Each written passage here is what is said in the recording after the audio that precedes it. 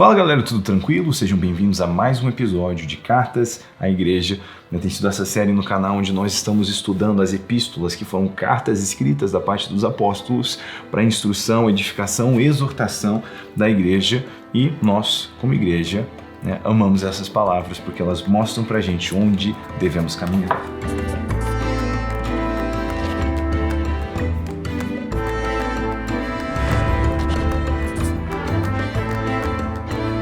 Continuamos hoje no capítulo 8. Agora, irmãos, queremos que vocês tomem conhecimento da graça que Deus concedeu às igrejas da Macedônia. No meio da mais severa tribulação, a grande alegria e a extrema pobreza deles transbordaram em rica generosidade, pois dou testemunho de que eles deram tudo quanto podiam e até além do que podiam. Por iniciativa própria, eles nos suplicaram insistentemente o privilégio de participar da assistência aos santos. E não somente fizeram o que esperávamos, mas entregaram-se primeiramente a si mesmos ao Senhor e depois a nós, pela vontade de Deus. Assim recomendamos a Tito que, assim como ele já havia começado, também completasse esse ato de graça da parte de vocês. Todavia, assim como vocês se destacam em tudo, na fé, na palavra, no conhecimento, na dedicação completa e no amor que vocês têm por nós, destaquem-se também nesse privilégio de contribuir. Não lhes estou dando uma ordem, mas quero verificar a sinceridade do amor de vocês, comparando-o com a dedicação dos outros, pois vocês conhecem a graça de nosso Senhor Jesus Cristo, que, sendo rico, se fez pobre por amor de vocês, para que por meio de sua pobreza vocês se tornassem ricos. Esse é o meu conselho. Convém que vocês contribuam, já que desde o ano passado vocês foram os primeiros não somente a contribuir, mas também a propor esse plano. Agora completem a obra para que a forte disposição de realizá-la seja igualada pelo zelo em concluí-la, de acordo com os bens que vocês possuem. Porque se há prontidão, a contribuição é aceitável, de acordo com aquilo que alguém tem, e não de acordo com o que não tem. Nosso desejo não é que os outros sejam aliviados enquanto vocês são sobrecarregados, mas que haja igualdade. No presente momento, a fartura de vocês suprirá a necessidade deles, para que, por sua vez, a fartura deles supra a necessidade de vocês. Então haverá igualdade, como está escrito: quem tinha recolhido muito não teve mais, e não faltou a quem tinha recolhido pouco. Então, nós vimos desse projeto, um dos hábitos da igreja primitiva era esse, da assistência aos santos, igrejas apoiando outras igrejas, além do próprio assistencialismo, fazia parte da vida da igreja cotidiana, do cuidado do pobre, do órfão, da viúva e do estrangeiro. Eles também se preocupavam com o desdobramento do plantio de igrejas e o socorro a comunidades que estavam sofrendo. Então, o que estava acontecendo nesse momento, eles estão levantando recursos para a igreja da Judéia, para os cristãos da Judéia que estão passando por dificuldade. Ele conta o testemunho de como mesmo os macedônios que estavam passando por grande dificuldade, o grande aperto, estavam na pobreza. Eles se desdobram para fazer o que eles podem e até mesmo o que não podem. O que quer dizer fazer o que não pode? Literalmente tirar crédito, pegar emprestado. Eles vão além do que era possível, eles estão fazendo algo extraordinário. Ele traz isso para a igreja de Corinto e diz, não é uma ordenança sobre vocês, mas o meu conselho é que vocês tiveram essa ideia, aparentemente a ideia da coleta para a igreja da Judéia partiu de iniciativa dos coríntios, e eles já participaram disso antes, está falando, vocês começaram isso, agora podem terminar.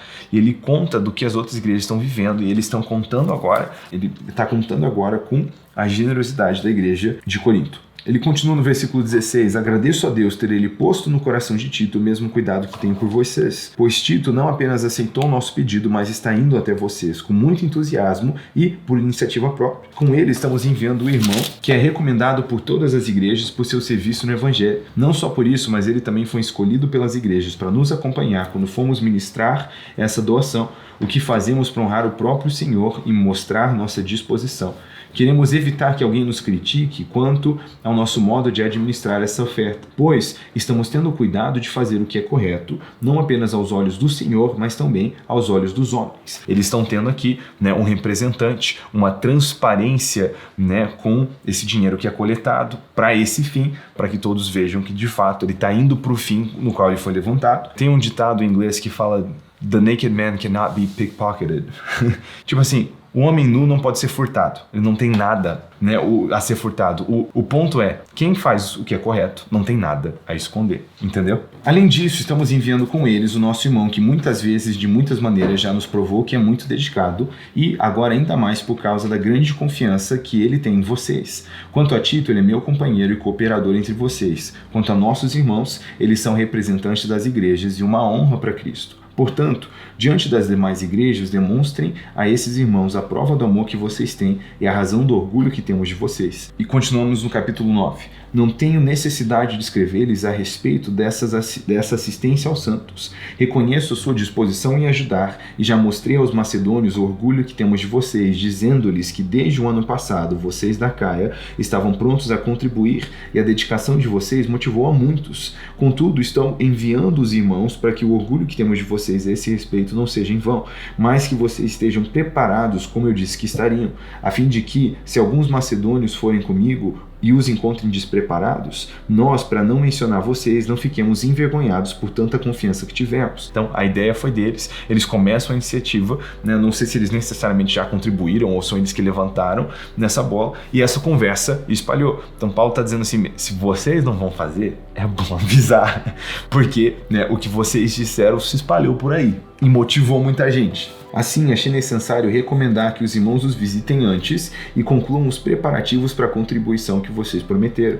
Então, ela estará pronta como oferta generosa e não como algo dado com avareza. E aqui Paulo entra numa questão importante. No versículo 6 ele continua: lembrem-se que aquele que semeia pouco também colherá pouco, e aquele que semeia com fartura também colherá fartamente. Cada um dê conforme determinou seu coração, não com pesar ou por obrigação, pois Deus ama quem dá com alegria. E Deus é poderoso para fazer que lhe seja acrescentada toda a graça, para que em todas as coisas, em todo o tempo, tendo tudo o que é necessário, vocês transbordem em toda boa obra, como está escrito: distribuiu, deu seus bens aos necessitados, e a sua justiça dura para sempre. Aquele que supre a semente ao que semeia, e o pão ao que come, também lhe suprirá e multiplicará a semente e fará crescer os frutos da sua justiça. Vocês serão enriquecidos de todas as formas para que possam ser generosos em qualquer ocasião, e por nosso intermédio a sua generosidade resulte em ação de graças a Deus. O serviço ministerial que vocês estão realizando não está apenas suprindo a necessidade do povo de Deus, mas também transbordando em muitas expressões de gratidão a Deus. Por meio dessa prova de serviço ministerial, outros louvarão a Deus pela obediência que acompanha a confissão que vocês fazem do Evangelho de Cristo e pela generosidade de vocês em compartilhar seus bens com eles e com todos os outros. E nas orações que fazem por vocês, eles estarão cheios de amor por vocês, por causa da insuperável graça que Deus tem dado a vocês. Graças a Deus por seu dom indescritível. Então, alguns parênteses importantes aqui, né, voltando para esse aspecto que Paulo traz acerca da semeadura e colheita. Né, quem planta pouco, colhe pouco.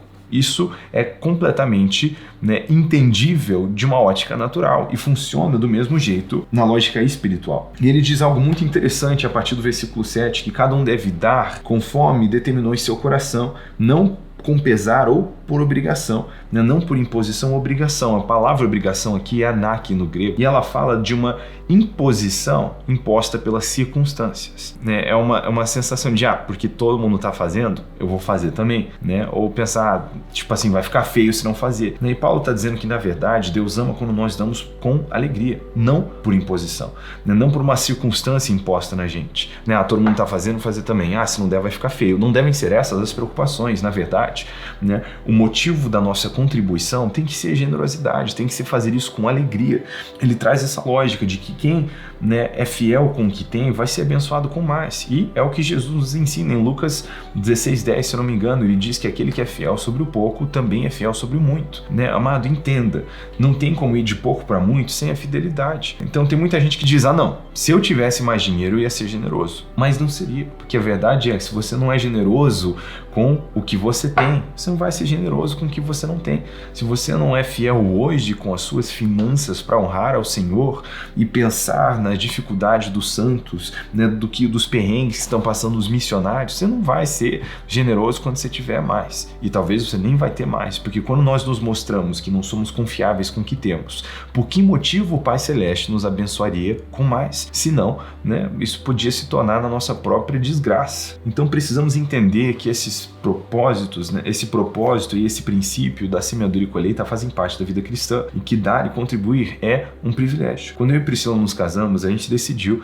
né, apesar do aperto financeiro que vivíamos na época, que, né, teriam estações de ser muito econômico e de viver guardando dinheiro de maneira bem controlada, e talvez haveriam momentos onde a gente não precisaria viver tão preocupado financeiramente, mas nós decidimos que nunca haveria um momento em qual nós não seríamos generosos. Então sempre com o que a gente teve, a gente decide, né, ser generoso em ajudar as pessoas, em honrar as pessoas, em honrar ao Senhor. E o que é interessante é que parece que a gente não sabe, quanto mais desprendido a gente fica dos recursos, mais recursos o Senhor manda. Foi gostoso ver o que a gente podia fazer pelos outros, né, e de uma pizza que a gente conseguia pagar com aperto para, né, poder fazer coisas maiores, abençoar pessoas, né, de maneira substancial, poder contribuir com obras missionárias de uma maneira mais significativa, mas isso sempre se pareceu com a mesma coisa: generosidade. Né? A gente precisa ter essa decisão,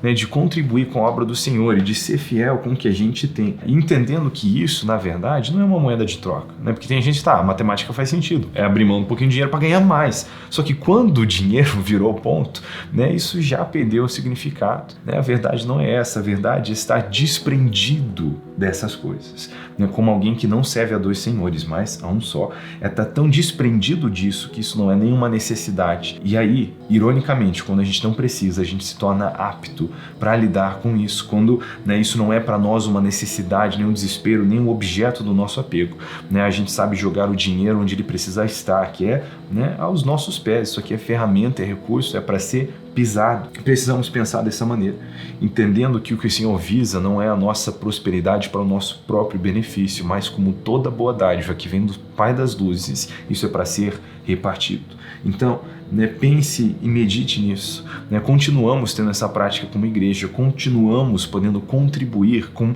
né, assistência aos santos, ministérios que precisam de ajudas, né? Toda a obra missionária tem custo, né? Então, nós precisamos nos mover em generosidade para continuar nessa força-tarefa de ir e fazer discípulos por toda parte. Deus te abençoe. Né? Não esqueça de dar aquela comentada se algo tocou o seu coração ou se você tem um testemunho para compartilhar, né? Isso acaba trazendo praticidade, a maneira como experimentamos o Evangelho do Reino e, né, bons pontos de referências e muita edificação. Então é isso, nos vemos no próximo vídeo.